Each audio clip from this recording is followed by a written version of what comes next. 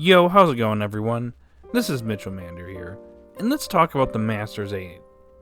Because, well, yeah, that kind of got revealed last week, and I haven't given my full thoughts on it, so, yeah, I'm gonna do that in this video. So, yeah. But anyways, before we get into that, you guys know the drill. If you're new to the channel, and you end up liking this content, be sure to like, subscribe, and hit that notification bell. It'd be pretty awesome if you would do that. But anyways, let's talk about the Masters 8.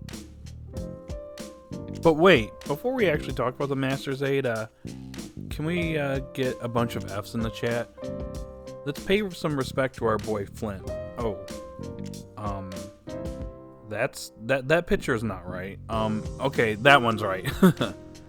So yeah, Flint was rank 8 last we knew, but apparently he fell out of the Masters 8 off screen. So rip my guy. I don't know who knocked you out, whether it was Elon or Iris, but yeah, that kind of happened. So that kind of sucks, dude. I liked Flint, so yeah, this one kind of hurts a little bit. But anyways, let's actually talk about the Masters 8 and who made it in. So obviously we know number 8 is Ashe, who just made it in after defeating Ryan and knocking him out. Leon is obviously number 1, so he's a given. But for everyone else, we have Iris ranked 7th, which just actually took me by surprise, because I wasn't expecting Iris to make it into the Masters 8. I figured that her battle with Ashe would probably be it, but then again, they promised that they'd meet each other in the Masters 8 or make it to the end. So that's pretty awesome. So they kept their promise, so cool. And crazy enough, she got into the Masters 8 before Ashe did. And that's kind of crazy too, considering that Ashe actually got into the hyper class before she did. But she just shot past him, so yeah, that's pretty crazy. Now, number 6 is Elon, and on one hand, I'm kind of shocked that he's here, because I wasn't expecting him to be in the Pokemon World Championships at this point. But at the same time, I'm not shocked either, because, yeah, the guy is strong. He proved himself in Pokemon X, Y, and Z that, yeah, he can take on 10 Megas in a row without fainting with his Mega Charizard, which that's a feat in and of itself. And obviously he won the Kalos League, despite all of Ashe's efforts with getting a Greninja that has a completely unique form, and yet Elon still wins. So yeah, he's still a very strong trainer, but I was expecting Paul to be here. That's what I thought him coming back was going to be kind of hinting at, but yeah, it's Elon, so we'll see what happens with the matchups in the future, and I'll talk about that in just a second. But yeah, we'll see how Elon does in the Masters 8 coming up. Now, the rest of the entries here are champions, so their inclusion here is not surprising. We knew that Lance and Cynthia were in the Masters 8. I'm kind of shocked that Cynthia's at number 2. I was expecting her to be like 3rd or 4th, because I was thinking Lance would be number 2, but he fell to 4th, so that's kind of crazy. So awesome for Cynthia to be number 2 in the world. Steven Stone's number 3, which I think that's pretty cool as well. I kind of expected Steven to be competing. I kind of felt like that battle with Wallace was kind of hinting at Steven being in the PWC. And then we have Diantha, and initially I wasn't expecting her to be in the PWC. It's interesting that Elon, Ashe, and Diantha are in the top 8. I don't know, I think that's pretty neat. But yeah, that's our Masters 8, and those are my thoughts on each one of them. Now with that out of the way, let's talk about some potential matchups for the Masters 8 tournament that's coming up very soon in Journeys. There's going to be some pretty interesting matchups to see.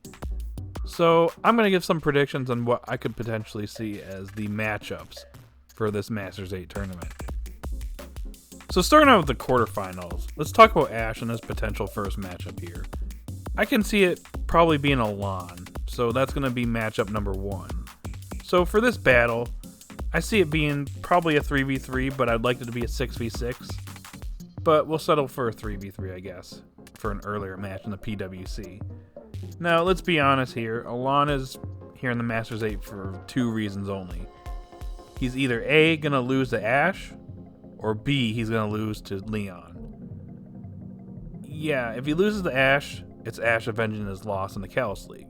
But if he loses to Leon, it shows how much more powerful Leon is than Elon, especially their Charizards. I can see it being Leon's Charizard versus Elon's Charizard, and then Leon's Charizard defeating Elon's Charizard if they were to have a potential matchup there, which would be a feat in of itself considering how powerful Elon's Charizard has demonstrated to have been, defeating 10 Megas in a row in Ashe Greninja when Ashe Greninja was at its peak in the Chaos League. But for the purpose of this video, I'm going to say that Ashe and Elon are going to be facing off in the quarterfinals. And in this battle, I can see it happening in Kalos.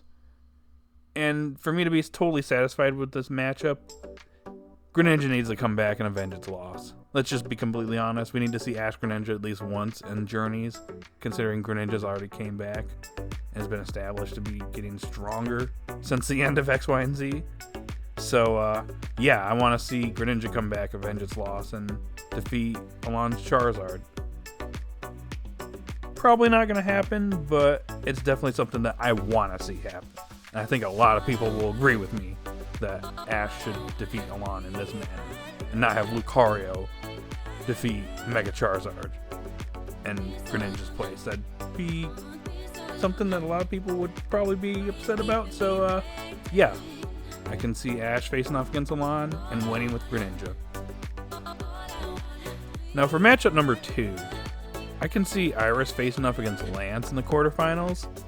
And while Lance could probably defeat Iris, I think for the sake of her character development, I feel like Iris should defeat Lance. I think this would be a good way to conclude her character, having her become a Dragon Master, defeat Lance, who is the champion of Johto and Kanto, brother of Claire, and she takes him out. That would be great character development. It basically the conclusion of her character arc, and it'd be a great way to wrap up Iris's character arc, in my opinion. So I can see her advancing to the semifinals. As for the rest of the quarterfinals, I can see Leon facing off against Steven. And unfortunately for Steven, yeah, I can see him getting eliminated in the quarterfinals. Yeah, it's Leon. He's gonna steamroll anybody, and he's gonna make his way to the finals. So unfortunately, I think Steven's gonna take the L here. As for the final matchup, process of elimination here, Cynthia versus Diantha. And yeah, I don't think Diantha stands a chance against Cynthia personally. Yeah, I think Cynthia is gonna win and advance to the semifinals. Now for the semifinals, I can see Ashe facing off against Cynthia.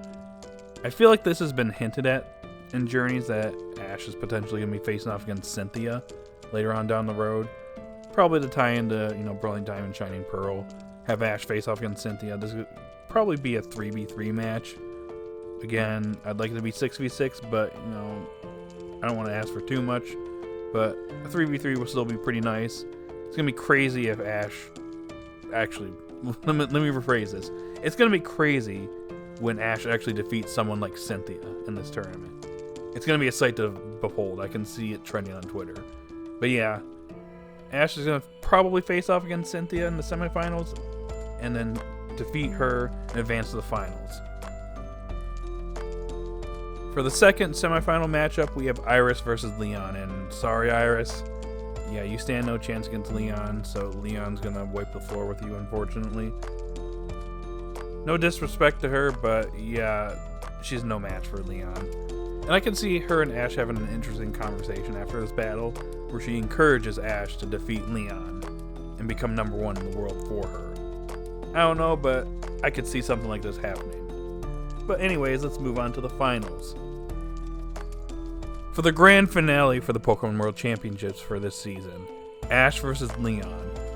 This battle has to be a 6v6 match in my opinion. With Ashe utilizing everything, I think they should basically allow Ashe to use everything in this match. Like, forego the rules that they've had previously. Maybe Leon makes an exception for Ashe, where he uses Z moves, maybe one Z move, we'll say, a Gigantamax, and Mega Evolution. Just use all 3 in this match. Just go all out, facing off against Leon at full strength. 6v6 match. And the last Pokemon, it needs to be Pikachu versus Charizard, with Pikachu coming out on top, in my opinion. I know there's still a chance that Leon could still defeat Ashe, depending on how Gen 9 is going to go.